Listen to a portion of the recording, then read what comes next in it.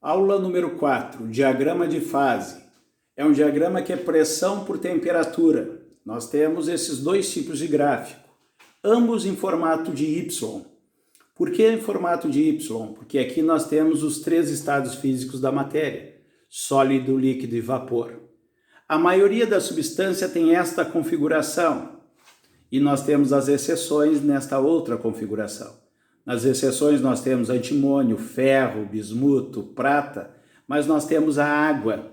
E como é a substância que mais aparece nos exercícios, nós vamos prestar bem atenção. Bom, S de sólido, L de líquido e V de vapor.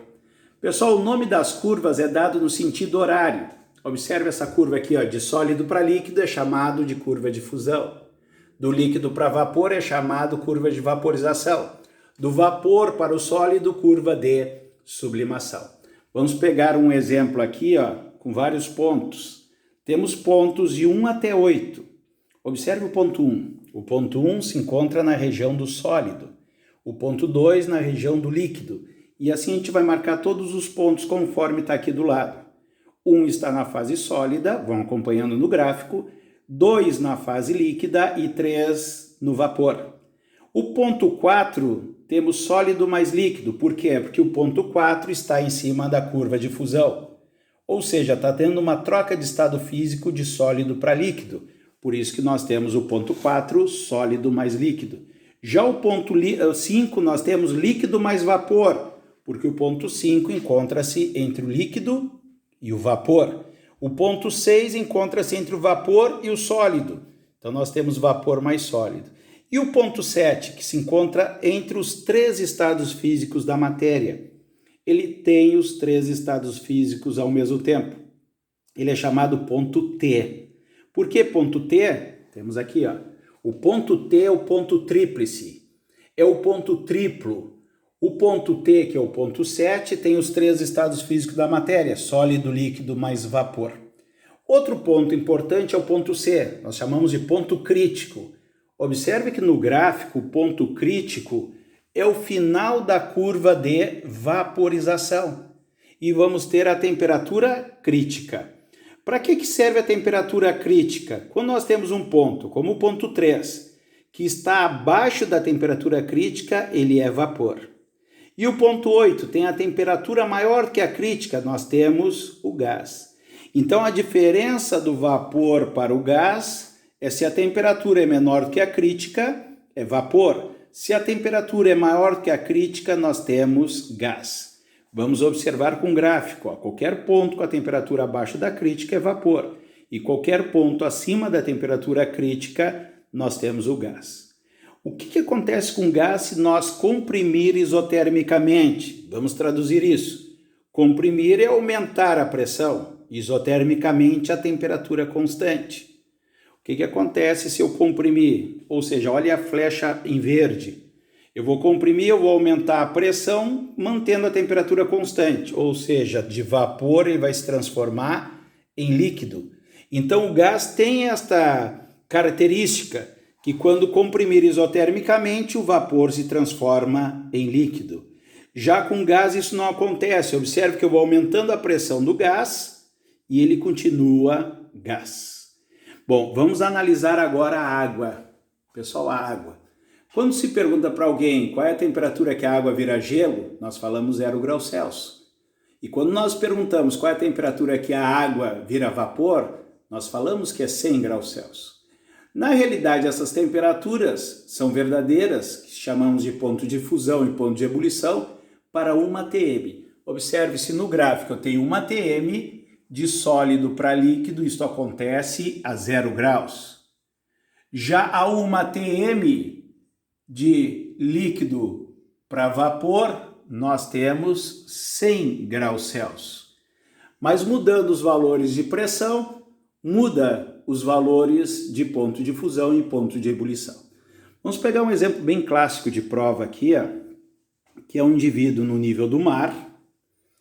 A pressão que ele está sujeito é de 1 atm e um indivíduo em cima de uma montanha, ou seja, uma grande altitude, que é do nível do mar até em cima da montanha. Ambos vão ter as mesmas condições. Vão pegar a água para colocar a ferver. Então vamos imaginar que ambos pegaram a água a 20 graus Celsius e vão aquecer numa mesma fonte térmica a mesma quantidade de água. Pessoal, o que acontece? Quem está em uma ATM, a água, nós já vimos que ela vai entrar em ebulição a 100 graus Celsius. Mas o que acontece para quem está em cima da montanha? A pressão é menor que uma ATM. Quanto mais alto, menor é a pressão atmosférica. Se eu pegar um valor abaixo de uma ATM, que é esse gráfico em verde, observe que a água líquida vai se transformar em vapor a uma temperatura abaixo de 100 graus Celsius. No nosso exemplo, vamos utilizar 85 graus. Então, em cima da montanha, a água vai ferver a 85 graus Celsius e no nível do mar a 100 graus Celsius. Bom, perguntas comuns. Em qual das duas situações que a água vai ferver primeiro? Pessoal, se ambos pegar a água a temperatura ambiente de 20 graus, ao aquecer esta água vai subir de temperatura ao mesmo tempo, nos dois lugares.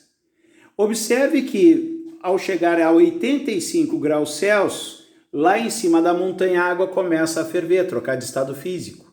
E como é uma substância pura, ela trocando de estado físico, a temperatura fica constante, ou seja, não passa de 85 graus. Enquanto que no nível do mar, a temperatura continua subindo até chegar a 100 graus Celsius, que é o momento que a água começa a se transformar em vapor e a temperatura também fica constante. Qual que chega primeiro para entrar em ebulição? Lá em cima da montanha.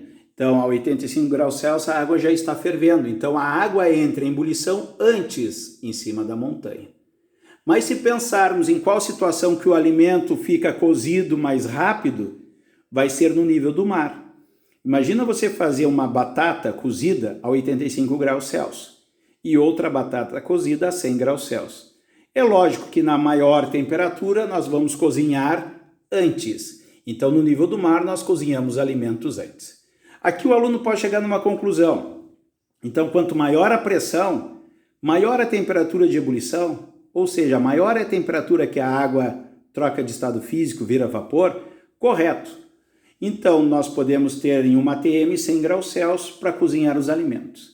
Se eu quiser cozinhar mais rápido, eu tenho que ter uma temperatura da água se transformar em vapor acima de 100 graus Celsius. Para isso, a pressão também teria que ser maior que uma ATM. Observe no gráfico. Em uma ATM, a água vira vapor a 100 graus Celsius. Imagina eu pegar uma pressão maior, 2 ATM. A água vai entrar em vapor a 120 graus Celsius. Mas como que eu vou ter 2 ATM para mim poder ferver a água a temperatura acima de 100 graus Celsius? Através de uma panela que nós chamamos panela de pressão. Vamos ver como que funciona a panela de pressão. Eu toco calor na panela de pressão, que é a letra Q, que está representada em verde abaixo da panela, e a água começa a subir a temperatura. Se é uma panela comum, a 100 graus Celsius a água vira vapor. Mas se esta tampa está vedada com uma borracha que aqui está em vermelho, esse vapor não consegue sair de dentro da panela, fazendo assim aumentar a sua pressão. Aumentar a sua pressão. Se deixasse apenas vedada, essa panela iria explodir. Para isso se usa uma válvula de peso.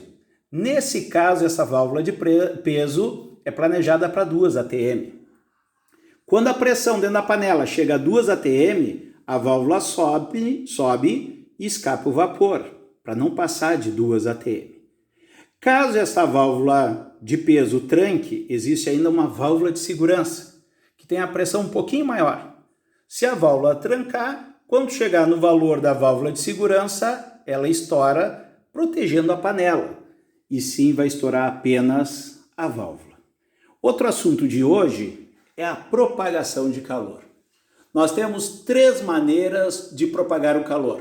Através da condução, que o nome já diz que é necessário um condutor. Sempre nós lembramos de metais, quando se fala em condutores, que o calor se propaga de molécula a molécula. Observe um cidadão agarrando uma barra metálica com sua mão e colocando direto no fogo. Nós sabemos que a temperatura é a vibração das moléculas. As moléculas estão vibrando. Quando coloca no fogo, essas moléculas vão vibrar mais. E pelo fato da barra ser condutora, essa vibração passa rapidamente até chegar na mão. Ou seja, eu tive um fluxo de calor da maior temperatura para a menor. E esse fluxo de calor passou através do metal. Vamos ver como que funciona o fluxo de calor. Pessoal, aqui eu tenho uma área, a gente pode imaginar uma parede, podemos imaginar uma janela, e eu coloquei que a temperatura interna da sala é 20 graus Celsius. E no lado de fora nós temos uma temperatura de 10 graus Celsius, um dia de frio. Nós vamos perder calor da maior para a menor temperatura. Observe o fluxo de calor que foi representado pela letra φ. De que depende esse fluxo de calor? Pessoal, internamente tem 20 graus Celsius, no lado da rua tem 10, uma variação de 10 graus Celsius. Eu estou perdendo calor para a rua. Se à noite esses 10 graus Celsius cai para zero, a diferença de temperatura interna e externa é maior. Aumentou o ΔT, vai me aumentar o fluxo de calor. Então o fluxo de calor depende da variação de temperatura. Outra coisa que o fluxo de calor depende é da área. Se eu perco calor por uma janela, se a janela for maior, o dobro da área, eu vou perder o dobro de calor. Então o fluxo também é diretamente proporcional à área. E a espessura também é importante.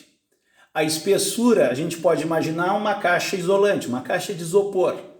Se eu vou no mercado comprar uma caixa de isopor, uma com parede fina, eu observo que perde muito calor. E uma com a espessura mais grossa, maior, o fluxo de calor que eu vou perder vai ser menor. Então são grandezas inversamente proporcionais. Quanto maior a espessura, menos calor sai ou entra na caixa. Então o fluxo de calor e espessura é inversamente proporcional. Mas é lógico que o material vai influenciar na passagem de calor. Se eu tiver materiais metálicos que são condutores, portas de alumínio, portas de ferro, o calor entra e sai com maior facilidade. Já uma porta de madeira que é isolante tem mais dificuldade na saída do calor. Então tem que ter um número que representa se o material é mais ou menos condutor, que é representado pela letra K na fórmula, que nós chamamos de condutividade térmica. Então, o material que é mais condutor tem um K maior e vai ter o fluxo maior. Aqui um exemplo prático. Por que os animais em dia de frio dormem enrolados e não esticados? Pessoal, no momento que eles se enrolam, eles diminuem a área de contato. Com isso, a perda de calor é menor, consequentemente sentindo menos frio.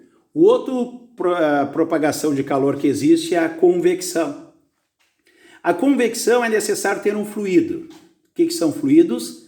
Líquidos ou gases. O fluido, quando quente, sobe e quando frio, desce. Esta é a maneira de a gente poder resolver os exercícios. Tenha em mente que o fluido quente sobe e o fluido frio desce. Isso é explicado na aula presencial através da densidade, certo? Vamos pegar exemplos práticos aqui. Um refrigerador, a vulgo geladeira. Nós temos a parte fria na parte de cima, que muitos chamam de congelador. Então o ar frio acaba descendo e o ar quente acaba subindo, criando o que nós chamamos de correntes de convecção. Para facilitar a troca de calor dos alimentos, as prateleiras devem ser gradeadas, tá? Facilitando. Talvez muitos de vocês nesse momento estão pensando, pô, mas lá em casa as prateleiras não são gradeadas, são de acrílico. Daí vocês vão observar que no fundo do refrigerador existe uma tubulação com 2 furinhos, dizendo não colocar objetos na frente do furo. Da mesma forma que o ar frio desce por aquela tubulação, em cada andar faz a troca de calor, criando correntes de convecção em cima de cada prateleira de acrílico. As brisas também são entendidas através do processo de convecção. Brisas, durante o dia, o desenho de um sol. A areia está mais quente do que o mar. O que acontece? O ar quente da areia sobe e o ar frio vem tomar esse espaço, tendo assim uma brisa vindo do mar durante o dia. À noite acaba invertendo, porque nós temos o ambiente mais quente, o mar. Então o ar acima do mar acaba subindo e o ar frio acaba vindo tomar esse espaço. E daí nós vimos que a brisa vem do continente. Então, durante o dia, a brisa vem do mar e durante a noite a brisa vem do continente. E o último processo de propagação de calor que nós temos é a irradiação. Livros de ensino médio acabam dizendo que irradiação e radiação é a mesma coisa, mas isso não é verdade. A irradiação é o processo de irradiar calor, e a radiação são os raios de calor que são irradiados. Então, o processo certo é chamado de irradiação, que são ondas eletromagnéticas. Pelo fato de serem ondas, podemos refletir o calor, que é uma das propriedades das ondas. E pelo fato de ser uma onda eletromagnética, o calor pode se propagar no vácuo. Observamos, o Sol nos manda calor até a Terra através do vácuo, pelo processo de irradiação. Não temos condutor, não temos fluido, então o calor chega através da irradiação. Como nós podemos refletir, nós observamos que os corpos mais claros refletem mais o calor e os corpos mais escuros absorvem mais. No verão se usa roupas claras para poder refletir o calor. Então as camisetas geralmente são brancas, amarelinha, verdinha, azulzinha, e as roupas de inverno são roupas mais escuras. Se pegar duas camisetas, uma branca e outra preta, de mesmo material, lavar ambas e colocar no sol, verificamos que a preta vai secar antes. Por quê? Porque ela absorve mais o calor. E nós, seres humanos, estamos sempre irradiando calor. Sempre estamos irradiando ondas eletromagnéticas de calor que são o infravermelho.